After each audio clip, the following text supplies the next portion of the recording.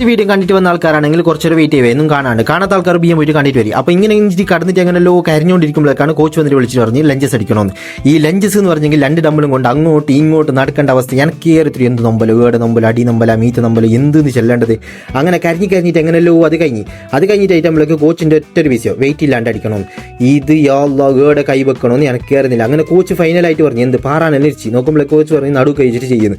അങ്ങനെ നടു കൈ വെച്ചിട്ട് എങ്ങനെയല്ലോ നെരങ്ങിയിട്ട് ചെയ്തിട്ട് നമ്മൾ കോച്ച് പറഞ്ഞു ഒരു കാലിലേക്ക് മാത്രം പോരെ അപ്പുറത്തെ കാലം ചെയ്യണമെന്ന്. യാല്ലാ പിന്നൊന്നും നോക്കണ്ട എന്താക്കണ്ട അങ്ങനെല്ലോ നെരങ്ങി ചെയ്യുമ്പോഴേക്ക് കോച്ചിനോട് ഞങ്ങൾക്കൊന്നേ പറയാള് എന്ത് ചെല്ലുന്നുണ്ടല്ലോ. താഴത്തുനിന്ന് എല്ലാരും പറഞ്ഞ അങ്ങോട്ട് കേരള കൗതുക ലേശം കൂടുതലാണ്, മാപ്പാക്കണം. കണ്ണ് തുറക്കുമ്പോഴേക്ക് കോച്ച് വന്നിട്ട് അങ്ങനെ ഇത് നോക്കുമ്പോൾ ക്ലച്ച് തേടുന്നു വിചാരിക്കണ്ടോ. സംഭവമൊന്നുമില്ല, നെരിയാണിയിൽ മീത്തുള്ള മസിലിനെ കളിക്കുന്നതാണ് ഈ അവസ്ഥ.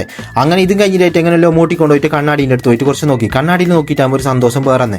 അങ്ങനെ അത് കഴിഞ്ഞിട്ട് കോച്ചിനോട് സലാം പറഞ്ഞിട്ട് നേരെ എങ്ങോട്ടല്ലെങ്കിൽ റൂമിലേക്കാണ് ഗൈസ്. ഈ മൂലയിൽ നിന്ന് ആ റൂമിലേക്ക് എത്തണമെങ്കിൽ എത്രയോ പണിയുണ്ട്. അങ്ങനെ നേരെ പോയിട്ട് എന്താക്കി വിചാരിച്ച് ഒരു ലിഫ്റ്റുള്ള പിടിച്ചിട്ട് അതിൽ കിഞ്ഞിട്ട് പോകാമെന്ന് വിചാരിച്ച് അങ്ങനെ ലിഫ്റ്റ് പിടിക്കാൻ വേണ്ടിയിട്ട് അമർത്തി ഇങ്ങനെ കാത്തുക്കുമ്പോഴേക്കാണ് ബാക്കിൽ നിന്നൊരു സൗണ്ട് കേൾക്കുന്നത്. എന്ത് ചെല്ലുന്നുണ്ടല്ലോ ഇതിലല്ല അതില്. ഹൈ സുഭാഷ്, ആ കാര്യത്തിൽ ഒരു തീരുമാനമായി. സംഭവമൊന്നുമില്ല, 4ാമത്തെ ഫ്ലോറിൽ നിന്ന് ഗ്രൗണ്ട് ഫ്ലോറിലേക്ക് നടന്നിട്ട് പോകണമെന്ന് പറഞ്ഞു സ്റ്റെപ്പിലെ വാഷ് കുടിക്കുമ്പോഴേക്ക്